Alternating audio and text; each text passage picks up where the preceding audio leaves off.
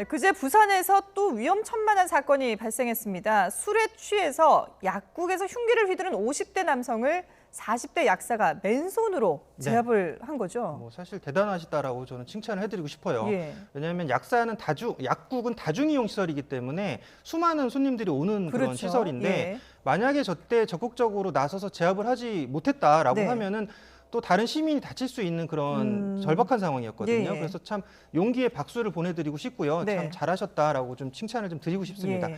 일단 이 사건은 지난 22일 그 부산 동래구의 한 약국에서 일어난 사건입니다. 네네. 낮 2시경이었는데 한 남성이 50대 남성이었는데 이제 네. 술에 취한 상태에서 와서 약국에 난동을 부렸는데 네. 그 이유가 뭐냐 하면 치과를 갔었는데 치과에서 음주했기 때문에 진료를 거부했어요. 네네. 그래서 이 부분에서 이제 화가 나가지고 그 같은 건물 내에 있으니까 약국에 와가지고 약국 앞에서 막 욕설을 하면서 막 이러고 있으니까 네. 이 약사 입장에서는 좀 자제를 해달라라고 얘기를 했더니 이 부분에 대해서 이제 또 환자 통행에 방해가 되고 불편하다라고 얘기를 했더니 이 사람이 이제 화가 나가지고 네. 이제 그래가지고 근처에 있는 마트를 가서 지금 흉기를 훔쳐왔던 거예요. 훔쳐와서 여기서 이제 난동을 부렸던 그런 상황이었다라는 건데 예. 본인의 진술에 의하면 약사가 시비가 걸어서 내가 화가 났다 뭐 이렇게 진술을 하고 있는 그런 상황인데 경찰 얘기로는 이제 젊은 사람이 약사였기 때문에 네. 힘으로 안 될 것 같아서 이제 흉기를 들고 간 것 같다라고 이렇게 얘기를 하고 있어요. 예. 근데 이 사람이 예전에도 한번 지금 경찰관을 폭행한 혐의로 지금 공무집행 방해 혐의를 받고 있는데 지금 아직도 집행유예 상태였던 거거든요. 네. 그래서 이런 어떤 폭력성이 있는 사람일 가능성도 있다라고 보여집니다. 예, 지금 화면에 이제 위험천만한 그 당시 상황을 저희가 계속해서 보여드리고 있는데 그러면 이 약사의 얘기를 한번 들어보도록 하겠습니다. 아까 앉아서 기다리던 환자분도 계셨고, 네. 그 막질 않으면 누군가에게는 저 사람이 분명히 달려들 거기 때문에 어릴 때 운동도 좀 했었고, 네. 네, 그래서 뭐 또 대한민국 남자들 다 군대 갔다 왔다 아닙니까? 예. 뭐 어릴 때부터 운동도 했고 이게 제압할 자신이 있었다라고 얘기를 했습니다. 그리고 화면에도 뭐 이렇게 의자를 들고 침착하게 방어를 하는 그런 모습을 볼 수가 있었습니다만은 그래도 상대방은 흉기를 들고 있는 사람 아니겠습니까? 자칫 잘못하다가는 정말 위험천만한 그런 상황이 발생할 수도 있었을 것 같은데요. 저런 상황이 되면 이제 저렇게 하기가 쉽지는 않아요. 예. 근데 아마 제가 볼 때는 그 우리가 화면을 보면 네. 저 약사분이 상당히 몸집도 좀 있고요. 체격이 건장한 예. 운동을 좀 하신 분 같습니다. 네네. 그러니까 본인 입장에서 보면 뭐 내가 충분히 제압할 수 있다 그런 자신감이 있었던 걸 보여요. 네. 그런데 일반적으로 저런 상황이 되어서 저 제압하려고 본인 스스로 제압하려고 하면 네. 우리가 이제 자구라고 하는데요. 그러다 보면 굉장히 큰 상처를 입을 가능성이 크기 때문에 예. 저런 경우는 일단 빨리 신고하는 게 제일 좋다고 보고요. 예. 하지만 굉장히 급박한 경우에는 이제 자기 방어를 하든지 아니면 제3자에게 피해를 가지 않도록 네. 오히려 방어보다는 이제 공격하는 게 최고의 수단이 될 수 있겠죠. 예. 그래서 이번에는 뭐 아무튼 방어를 잘했고 공격을 잘했으니 제압을 해서 굉장히 다행스럽기는 합니다만 네네.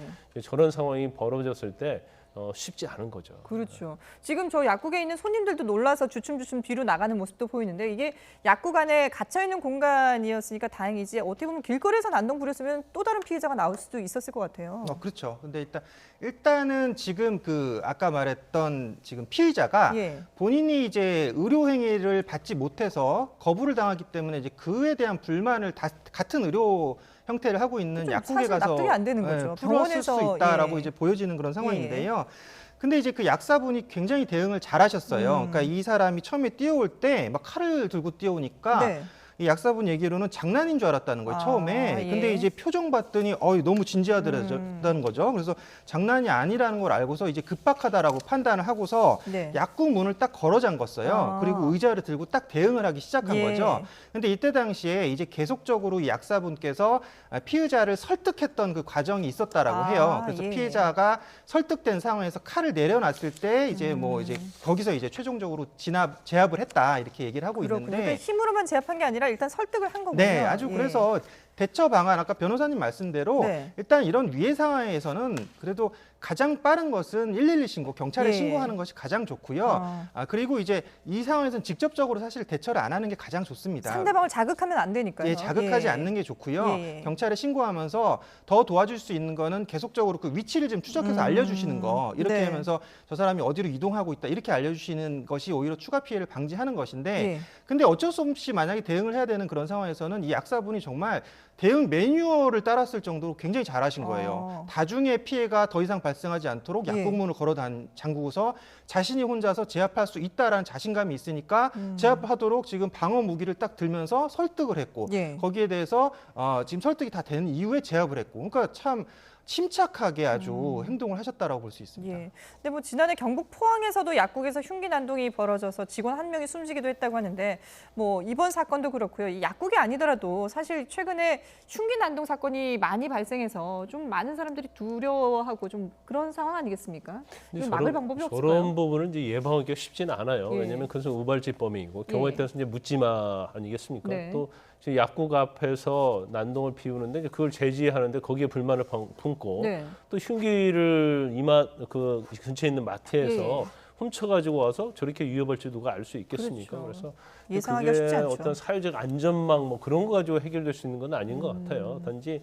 어떤 최근에 일어나는 어떤 조현병과 관련된 범죄 네네. 그리고 이제 만취 취객에 의해서 일어난 이제 살인 사건 이게 사실은 굉장히 자주 발생하고 있거든요. 예. 그래서 이러한 부분은 결과적으로는 이제 경찰과 관련된 부분, 특히 어떤 경찰과 촘촘하게 어떤 안전망을 좀 구축하면서 네.